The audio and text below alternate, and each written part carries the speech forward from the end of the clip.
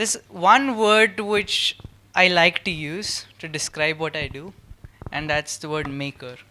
I like to build things, whether it's technology, whether it's science projects just for fun, or websites or anything related to just building things and getting your creative instincts out. So I kept building things, anything and everything I found fascinating on the internet. And I was 8 years old when my parents got me a Lego Mindstorm robot kit. So I built a humanoid. This is me when I was 8. Uh, Soon I kept researching more and building anything I found interesting on the internet. Uh, so I think subconsciously many of us have heard the word MIT. Do you all know what MIT is? Yeah, just like you. I was very young when my father told me about MIT. He's like, the world's smartest engineers come out of MIT. And without knowing what it was, I knew at that age that that's where I wanted to go, or at least work there. So while I was building things over time and getting more involved in technology, one of the videos I came across in a tutorial mentioned a place called the MIT Media Lab. So when I saw the video, I knew, okay, I have to work there at least once in my life. And finally, this moment came pretty early. I was 14 years old when I got an invite to work with 100 of India's best engineers, doctors, and designers to solve some of our biggest problems in eye healthcare. MIT had planned this long back, and I had written to a professor named Ramesh Raskar saying, I'm 14 years old, there are kids from Africa going to the Media Lab to learn and build things. Is there something like this in India? I didn't get a reply, but I got an invite for this. So 4 days later, flew to Hyderabad with my dad because I wasn't allowed to go alone legally. And what we built there, the four of us, was an e-reader for the visually impaired. So currently, visually impaired people read when the letters pop out of the paper when they're printed in braille. And this is done using braille printers, which are really expensive. So that's not accessible to all the visually impaired people around the world, and especially in developing countries like India. And there are e-readers, just like we have iPads and Kindles, there are similar things for the visually impaired, but they all start off at $2,000. That's little more than 1.2 lakh. So I don't think that's accessible to everyone. So what we built was a device which converted all of our English, PDFs, text files, Word documents to Braille and projected out of the 6 pins you see on that axis. So when you keep your fingers there and you move across the axis, it's like you're moving across a sentence in Braille, and the pins keep moving up and down to represent different letters. Now, this took us 5.5 days to build and cost a little less than $100. It's 6,000 rupees. And just imagine something like this being scaled up, being built better, just like an iPad for someone who's visually impaired. Again, thinking way beyond what already exists, and you know that you have the knowledge to build something, so just go ahead and build it. But what about large-scale problems? We're looking at poverty. Nam spoke really beautifully about slum children and how she's doing a great job to help them. But then there are villages which are really far off. Like a village I visited last year for a school trip is in Kutch. It's known as Lakhania. It's I think it's 4 hours away from Bhuj.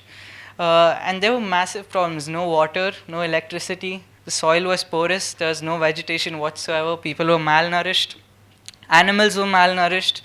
And school atmosphere was depressing because the teacher came whenever he wanted to. All grade students were sitting together in one class, and some of them were even child married. So how do you solve these large-scale problems? We always wait for government to come in, but then we know the kind of battles which go on in Delhi. Whether they're helping our country or not, it's a whole different thing. Some of them are redundant, but okay, I'm not going on it. So how about what do you do when you want to solve such large-scale problems? So the first concept we came up with was remakers. The idea is that you want to remake your world. You don't want someone else to do it because it's your world, you get to remake it. Remakers started off as an idea of remake a village. So you take innovators, designers, doctors, social workers to villages. You find the problems and you solve them. You don't wait for government to come in.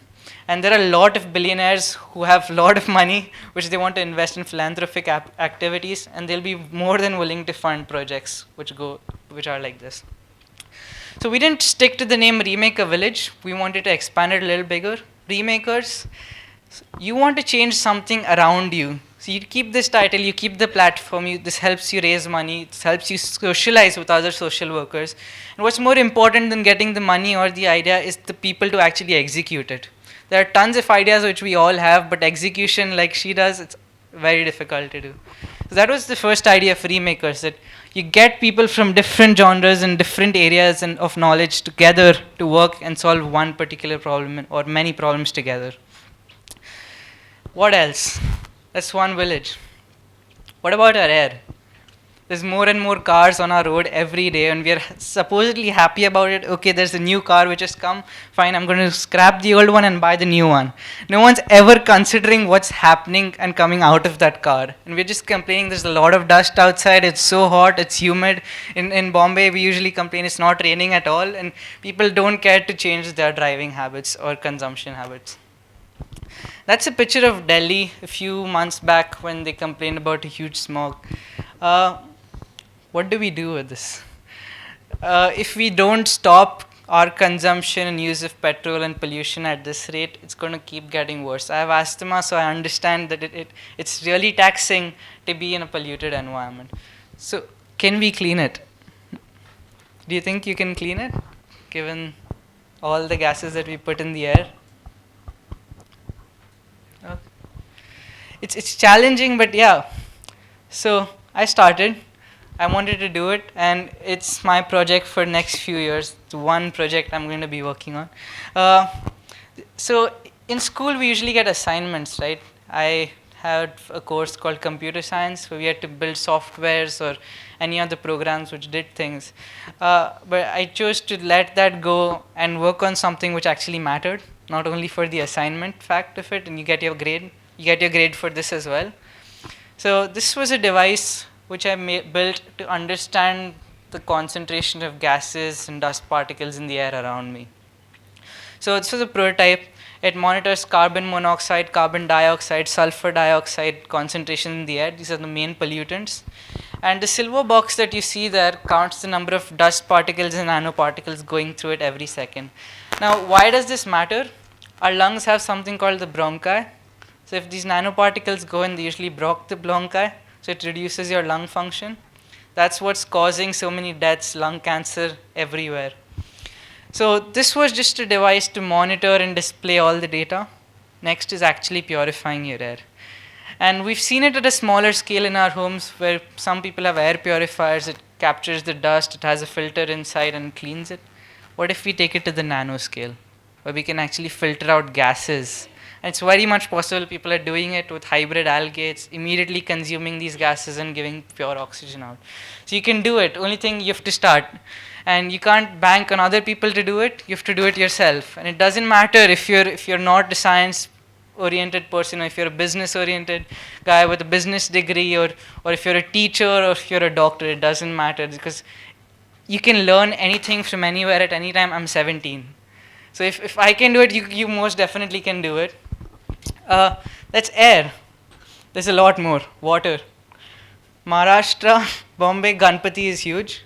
But what happens after Ganpati is horrible. I don't follow any religion or caste, so I can say things in open. It is not, I don't think it's justified to abuse our nature because we believe in some religion. You want to believe in it, keep it to yourself. Everyone will respect it, but don't spoil everyone's resources for just that one belief. So this is a lot of litter which goes into our waters every year, and that's just one festival of Ganpati. There's plastic which also goes into it. So how do we clean all of this? Now the damage is already done. How do you undo it? So how many of us have owned fish tanks at home? Okay, great. Few of them. Do you know the filter which comes in the fish tank? That actually sucks in all the solid particles in the water and then filters out and sends the clean water out. What if you were to scale it 1,000 times and put it in our oceans? You think it can clean our oceans? I mean, these are just simple things around you which you can scale up to do better things and to help save our planet, which is dying at a rate beyond what we can imagine. That's water. It's plastic. Do we have a Starbucks in Ahmedabad? I don't know. Do we have? No? Okay.